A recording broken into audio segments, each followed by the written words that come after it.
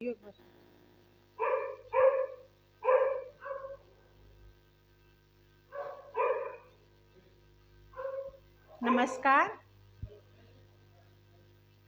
स्वागत है आपका पुष्पा उडंदी ट्यूटोरियल्स में। बेटा, आज हम पढ़ेंगे विशेषण। ये एक विकारी शब्द होते हैं क्योंकि अब विशेषण जो होते हैं इनमें हम चल रहे हैं किसी भी कंपटीशन के लिए, कोई भी एग्जाम देना हो सबके लिए बहुत महत्वपूर्ण है। तो बेटा आज हम पढ़ेंगे सामान्य ज्ञान में विशेषण। अब विशेषण होते क्या हैं, पहले हमें देखना कि विशेषण होते क्या हैं। बेटा, जो संज्ञा और सर्वनाम की विशेषता बताते हैं उन्हें कहते हैं विशेषण।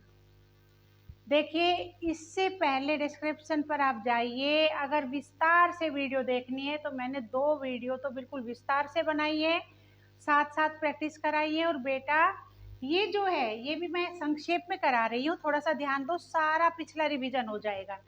क्योंकि पहले जो मैंने विवरण दिया है, जो पहली डिस्क्रिप्शन है पिछली, उसमें जाइए, वहाँ से आप सारा कुछ देख सकते हैं। ठीक है, तो अब जो है विशेषण होता क्या है। जो शब्द संज्ञा और सर्वनाम की विशेषता बताते हैं, संज्ञा या सर्वनाम की विशेषता बताते हैं, उन्हें कहते हैं विशेषण। अब बेटा इस विशेषण में भी एक होता है विशेषण और एक होता है विशेष्य। तो जो विशेषता बताई जाती है, अब क्या है, जिसकी विशेषता बताई जाती है वो होता है विशेष्य, और जो विशेषता होती है वो होता है विशेषण। अब देखो, इससे क्लियर हो जाएगा, आपको बिल्कुल स्पष्ट समझ आ जाएगा। जिसकी विशेषता बताई जाती है वो होता है विशेष्य, और जो विशेषता बताई जाती है या विशेषता सूचक शब्द होता है, जिसकी विशेषता बताई जा रही है, और जो विशेषता बताई जा रही है यानी जो सूचक शब्द है वो होता है विशेषण। अब देखो, जैसे मोटे बच्चे अच्छे लगते हैं। अब जो मोटे है ना, ये क्या है, उसकी विशेषता है, किसकी, बच्चे की। तो मोटे हुआ विशेषण, और बच्चा क्या हुआ, विशेष्य। मोटा विशेषण और बच्चा हुआ विशेष्य।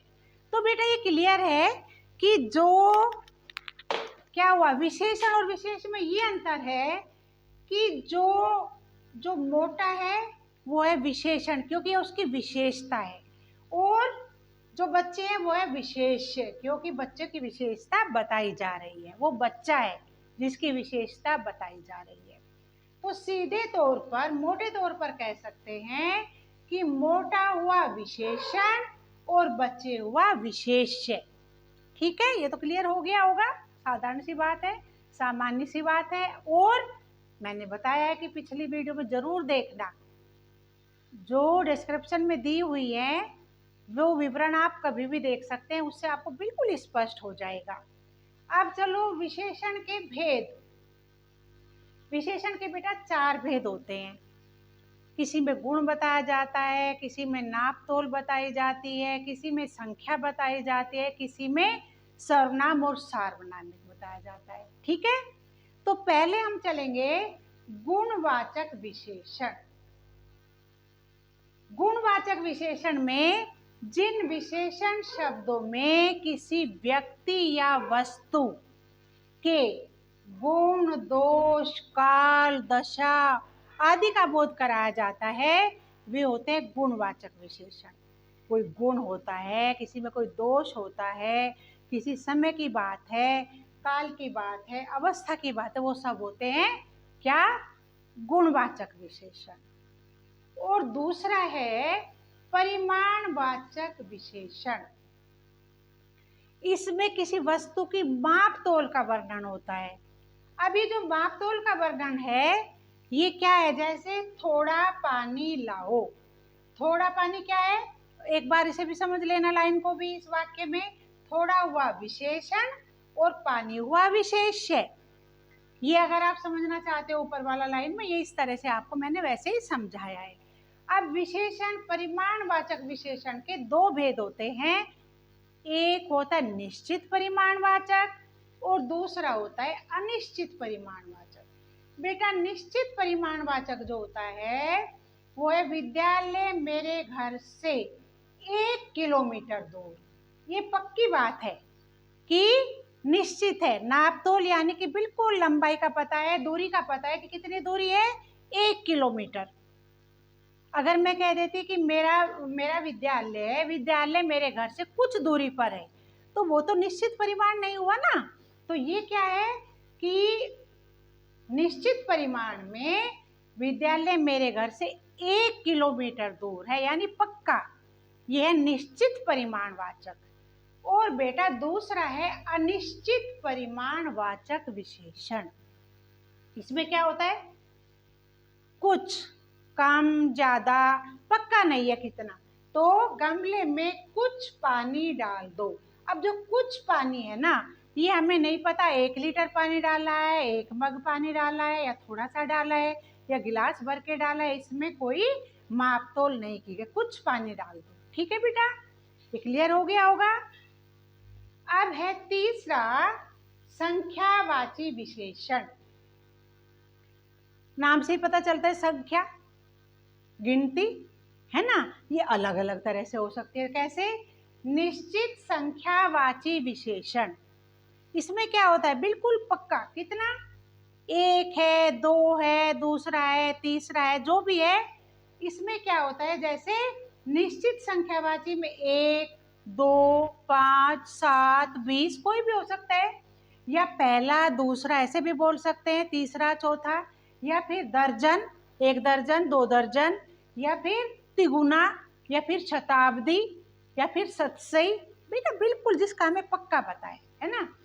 इसी तरह से फिर होता है अनिश्चित परिमाणवाचक। अनिश्चित में क्या है, वहां पर असंख्य लोग खड़े हुए थे, वहां पर सैकड़ों लोग रहते हैं, वहां पर दर्जनों लोग हैं, यानी हमें निश्चित नहीं पता कितने दर्जन, कितने गुणा, संख्या में कितने, 1, 2, 3, 4, कितने, अनिश्चित होता है। वो होता है अनिश्चित संख्यावाचक, जिसमें सैकड़ों, कुछ, अनेक, ये सब होते हैं अनिश्चित संख्यावाची। ठीक है बेटा। अब चलेंगे हम सार्वनामिक विशेषण। सार्वनामिक विशेषण जिन सर्वनामों का प्रयोग संज्ञा से पहले विशेषण के रूप में किया जाता है। संज्ञा से पहले क्या करना है, विशेषण के रूप में।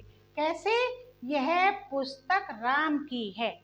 संज्ञा से पहले सर्वनामों का प्रयोग, संज्ञा से पहले विशेषण का प्रयोग किया जाता है। जैसे यह पुस्तक राम की है, यह पुस्तक क्या है, ये संज्ञा से पूर्व विशेषण बताया गया है ना। तो ये पुस्तक राम की है, यानी राम से पहले पुस्तक का वर्णन किया गया, यह का वर्णन किया गया है, यह पुस्तक। तो ये सार्वनामिक विशेषण होता है। तो बच्चों ये मैंने आपको संक्षिप्त जानकारी दी है, रिवीजन कराया है, पुनरावृत्ति कराई है, क्योंकि इससे पहले मैंने कई बार विस्तार रूप से डिस्क्रिप्शन में दिया हुआ है विवरण पूरा। तो बेटा आप इसको अच्छी तरह से समझे। मेरे विचार से आपको समझ आई होगी। कल फिर क्लास लेती हूँ। तब तक के लिए मेरे चैनल को सब्सक्राइब कीजिए, वीडियो शेयर कीजिए, कमेंट कीजिए, लाइक कीजिए। आपका बहुत बहुत धन्यवाद।